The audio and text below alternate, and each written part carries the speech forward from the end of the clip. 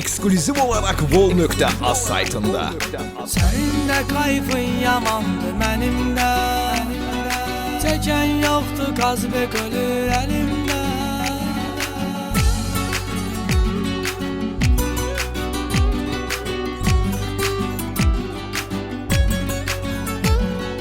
Neşe etti beyni dumanlıq məni.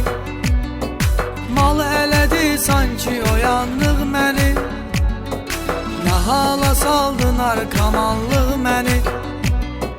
Bilmədim olaram mən bu zülümdə.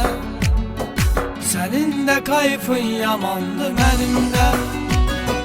Çəkən yoxdur qazbek ölür əlimdə. Sənin də kayfın yamandı mənim də. Çəkən yoxdur qazbek ölür əlimdə. Asman Həşimov təqdim edir.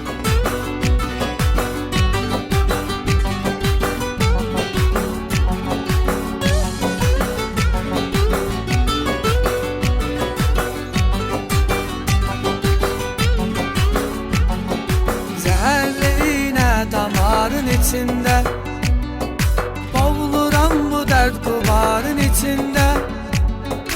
Ömür bitir dörd divarın içində.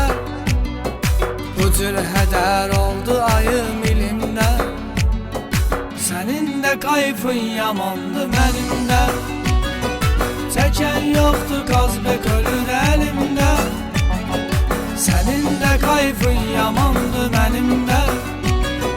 Çəkən yoxdur qazbek ölür əlimdə.